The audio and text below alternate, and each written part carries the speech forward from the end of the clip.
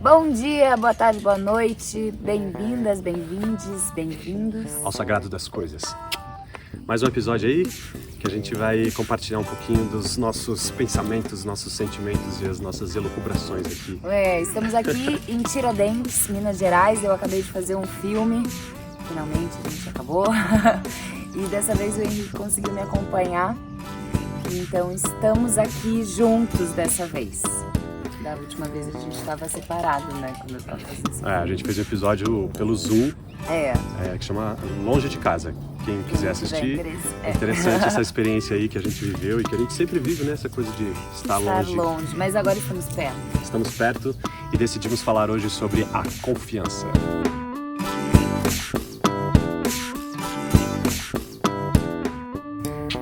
A gente estava pensando sobre isso porque vindo pra cá, Henrique pensou bastante sobre essa questão da Inconfidência Mineira. E ele sabe bastante sobre isso, né? Estudou. Sei um bocadinho, É que eu adoro a história do Brasil, né? E aí história a gente conversou pra caramba. Então, Henrique, conta aí um pouquinho sobre essa... você tá fazendo uma entrevista comigo, então. Agora vamos lá fazer uma entrevista. Então, na verdade, a gente estava conversando, assim, desde que a gente saiu de São Paulo, de carro, a gente veio pra cá, pra Tiradentes, que é nessa região aqui, chamada Estrada Real, né? Que depois ia pra São Paulo, pro Rio de Janeiro, Paraty, de onde escoava o ouro daqui, né? Então, a América Portuguesa levou 2 anos. A América Portuguesa levou 200 anos para achar o ouro. 2 anos é ótimo. E os portugueses, os bandeirantes, né? Os paulistas bandeirantes só conseguiram chegar aqui através dessa abertura dos segredos que os indígenas fizeram sobre os caminhos, né? Muitos caminhos que formam o Peabiru, essa rede de caminhos pré-colombianos, pré-cabralinos que existia aqui na América do Sul, chamado Peabiru, né? Um deles levava as trilhas da Terra Sem Mal, né, dos Guarani. Mas enfim, a gente saiu de lá, de São Paulo, vindo para cá, para essa região de Minas, pela Fernão Dias. E Fernão Dias é o nome de um dos grandes bandeirantes aí, né? E assim como Raposo Tavares e outros, né, que batizam grandes estradas do Brasil, foram aqueles que, com a ajuda, e muitas vezes uma ajuda um pouco cooptada, né? Não tem uma ajuda, né? Uma cooptação, uma obrigação que eles faziam com que os índios falassem, né? Sim, eles obrigavam. Teve uma escravização muito grande que os bandeirantes fizeram com os indígenas, então os indígenas foram revelando, né? São obrigados a revelar a entrada para o continente, né? E essas estradas muitas vezes são parte desses caminhos, uma junção de muitos caminhos dos indígenas. Então a gente veio pensando nisso, né, de como o Brasil foi sendo formado por uma certa subjugação do outro, dos povos aqui.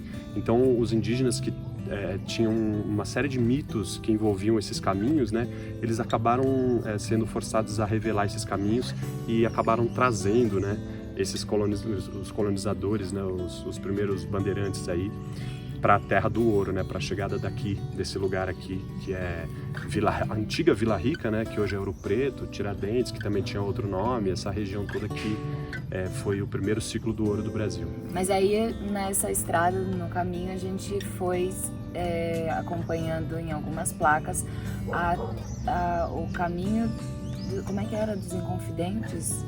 Trilha dos Inconfidentes. Trilha dos Inconfidentes. Quando a gente chegou mais perto dessa região, né, de Tiradentes, porque... E foi isso que acabou suscitando toda essa reflexão, porque chama Inconfidentes. O que é Inconfidência, né?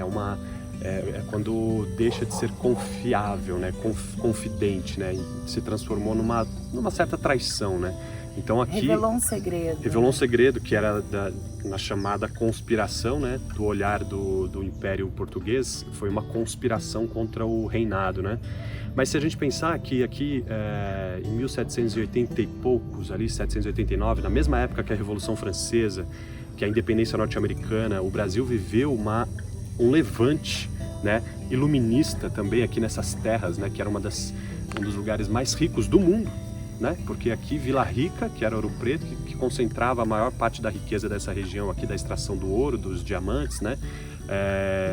naquela época de meados do século XVIII, 1750 por aí, Portugal chegou a ter o reinado mais rico da Europa, ou seja, a riqueza saía daqui do Brasil e especialmente dessa região onde a gente está aqui de Tiradentes, Ouro Preto, né, Vila Rica, Congonhas, Conceição do Mato Dentro, de onde nasceu minha mãe, a família da minha mãe. Então aqui, minha mãe fala que o Tiradentes aqui é um tio tataravô da gente, então tem aí uma linhagem, uma aproximação aí com esse movimento iluminista, de uma vontade que o Brasil teve, e se não fosse essa traição de um outro Joaquim, que não o Tiradentes, né, existiu o apagamento dessa revolução, né? Então, uma revolução que, inspirada pelo iluminismo, que estava acontecendo na França, na época da Revolução Francesa e tudo mais, a gente teve aqui um movimento para buscar uma independência dessa nação, né? E ali naquela época já se falava na República Brasileira, e aí por conta dessa traição de um dos componentes dessa conjuração, né? A elite dessa região, aliada com alguns membros de camadas mais populares assim da sociedade, e o Tiradentes era um deles, né? Tiradentes era um deles, e tinha alguns outros, né? A gente até visitou, a Ju filmou em Bichinho, que é uma cidade aqui do lado, né, Ju? Pertinho, uma meia hora daqui, um distrito. Bem pequeno. E aí, em Bichinho, vivia o senhor Vitorino, que era o único negro que participou ativamente desse movimento ali de independência. Né? Que era uma aliança. Uma aliança, um movimento de tentar buscar a independência do país, né? E formar um país de fato, né? Porque Portugal nunca quis transformar o Brasil num país, né? Nunca houve essa intenção. E aí, esse movimento foi traído, né? Por esse outro Joaquim. Por uma pessoa que... Por um interesse particular, né? Que é o que a gente estava falando, que essa pessoa achou que, sei lá, deve ter se sentido de alguma forma imbuído com interesse pessoal, né? Porque ele estava sabendo do movimento e ele viu ali uma oportunidade de se fazer valer desse segredo. E aí ele delatou, né? Quando o interesse coletivo, né, ele é deixado de lado por um interesse pessoal, né?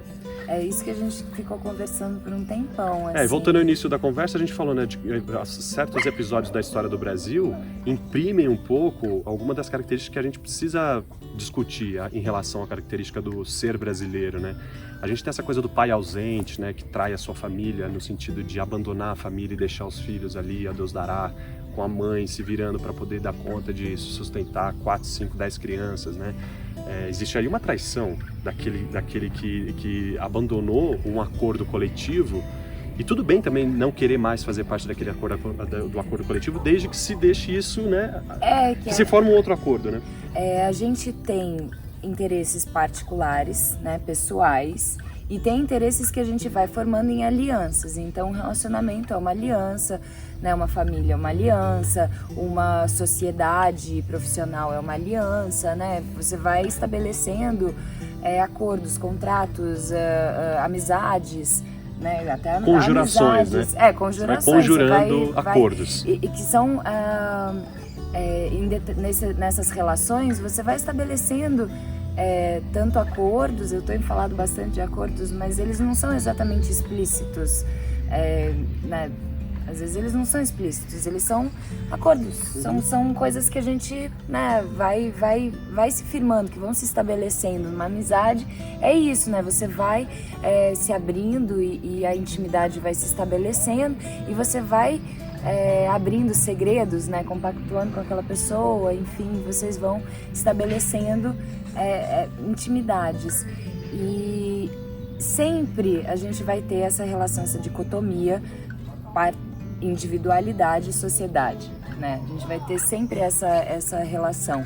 E o que acontece na relação de confiança é que você está trabalhando com uma verdade ali, né? Com a intimidade de segredo. Segredo é uma palavra muito importante, porque ela né? Segredo e sagrado, né? São palavras primas aí. São palavras assim que você tem esses acordos, eles são segredos. Tem lugar do segredo, assim, que é da intimidade, né? Que é do pacto.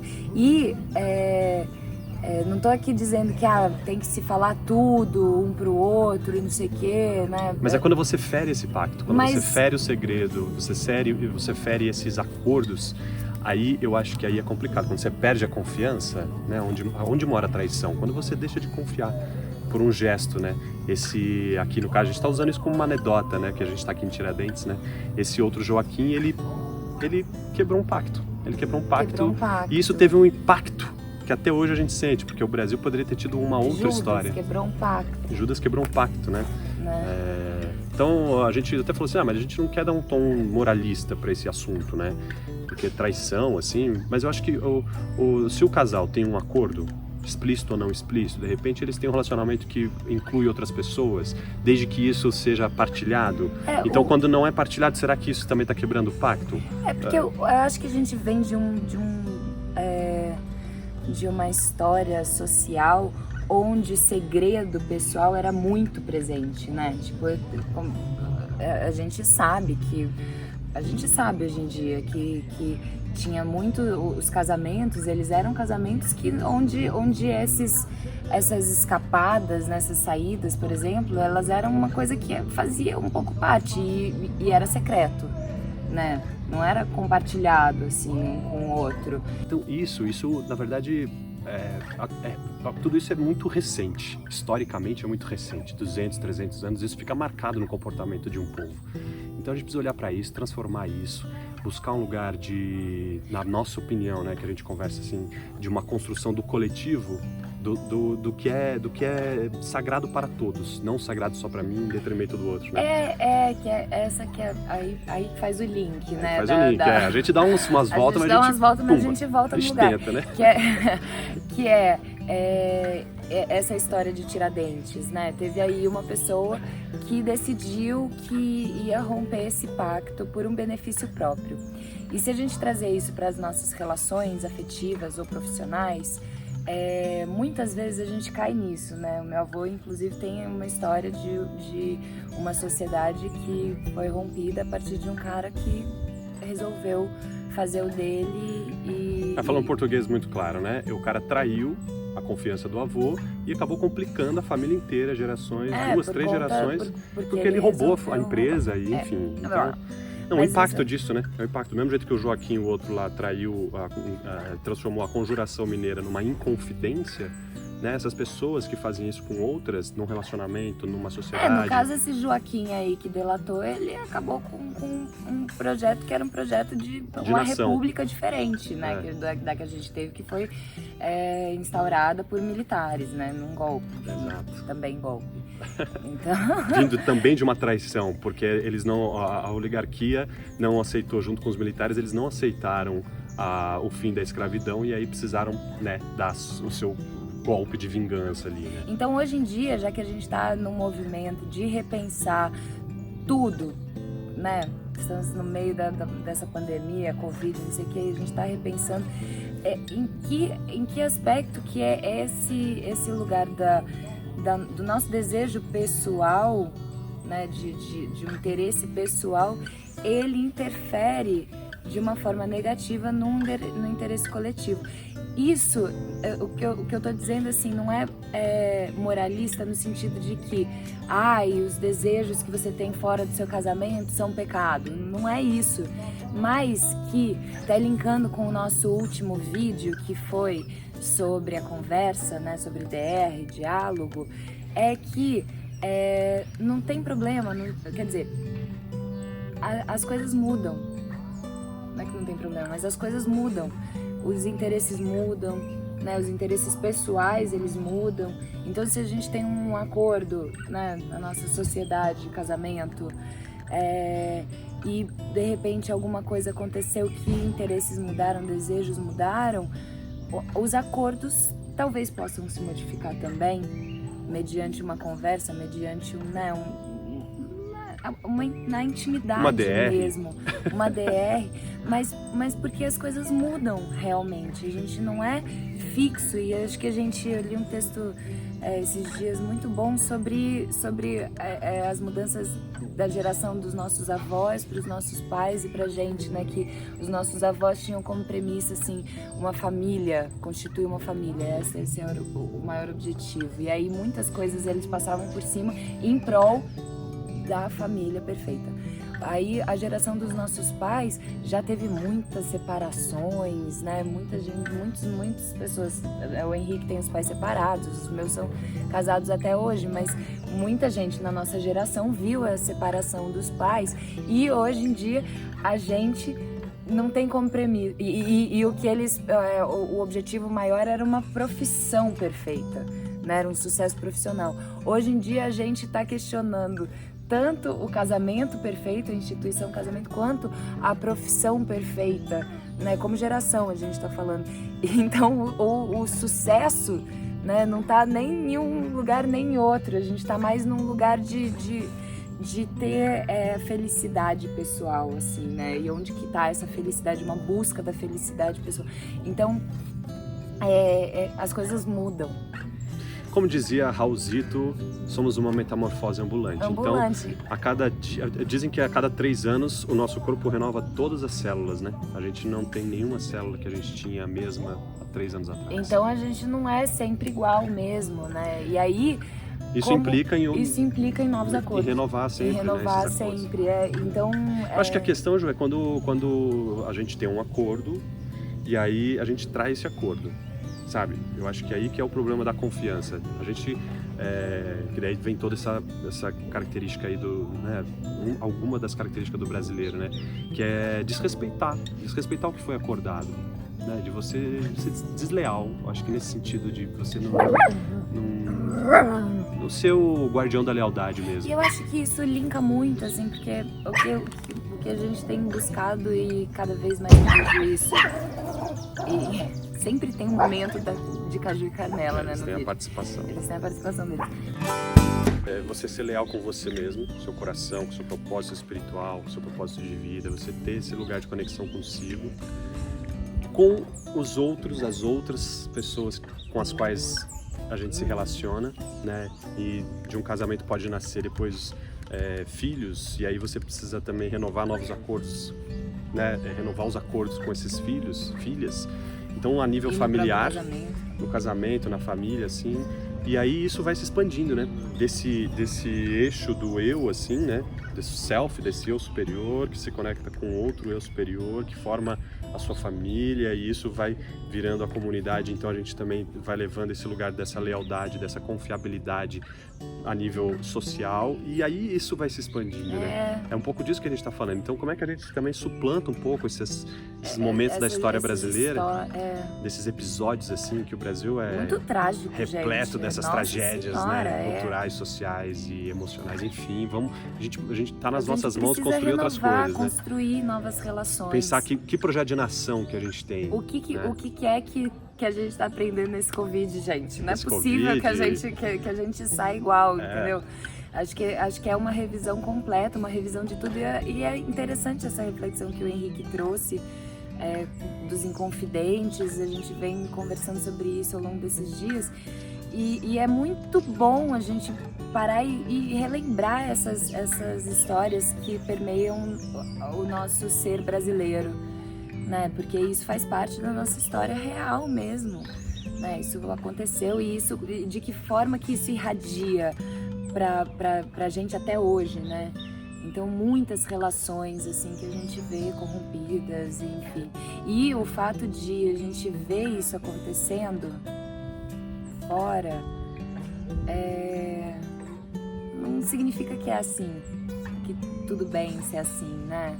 Eu acho que a gente precisa realmente rever esses tipos de comportamento e pensar de que maneira, quais são os frutos que você quer deixar, né, pra terra. Eu acho que isso tem a ver também com esse lugar, Ju, do autocuidado, né? Ou do cuidado de si.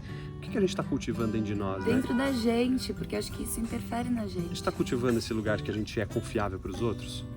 né? Então a gente está cultivando esse lugar que as pessoas não podem confiar, porque, né, putz, cara, essa pessoa aí e tal, não sei o quê. Eu tenho pessoas no meu círculo de amizade que eu falo, cara, eu não confio nessa pessoa, tem um limite, assim, essa pessoa pra mim, ela pode vir até aqui, não passa, sabe? Ou das pessoas que já nos traíram, né? Então também, assim, claro, tem aí um convite ao exercício do perdão, né? Para transformar essas relações, porque o outro também precisa dar oportunidade, né? De se renovar, de se melhorar, entender também, evoluir, entender os sentimentos dentro, né? E como que ele consegue, como que a pessoa consegue comunicar, enfim, é muita coisa mesmo, né? E realmente muito legal você puxar essa palavra do perdão, porque estamos todos evoluindo e acho que isso é muito... E perdão gera renovação, né? Então, acho que se ouve... Agora, pronto, chega, amor, a gente já tá há muito tempo essa conversa. Só um finalzinho, então. Eu acho que assim, o processo, né? Se houve alguma traição, o perdão ele vem mesmo para renovar isso, né? Para renovar e dar uma nova oportunidade mesmo para si, para o outro. Então, acho que é isso, o movimento da transformação constante. Nós estamos vivendo nessa eterna e, né, ininterrupta metamorfose ambulante.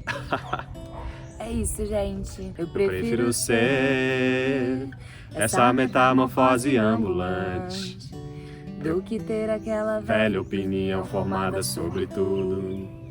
Do que ter aquela velha opinião formada sobre tudo. Do que ter aquela velha opinião formada sobre tudo. Sobre o que é o amor. Sobre o que eu nem sei quem sou. É isso, gente. Obrigada, se inscrevam no canal, comentem, por favor, compartilhem. Ative o sininho e tudo mais. Se inscrevam. Beijo pra todos. E eu acho que hoje em dia a gente tem tido... Nossa, tá rolando uma música fenomenal. Chegando a hora do almoço, os barzinhos, os restaurantes estão começando a botar um som ao vivo aqui. Um ventania aqui, olha lá, o Daniel gosta do ventania de São Tomé das Letras. Tá rolando um ventania aqui, Daniel. Não, tá rolando um som. É um Zé Ramalho. Eu prefiro ser. Eu prefiro ser. De novo, vai. Vai. Puxa aí. Puxou muito alto, Então, vai. puxa, vai.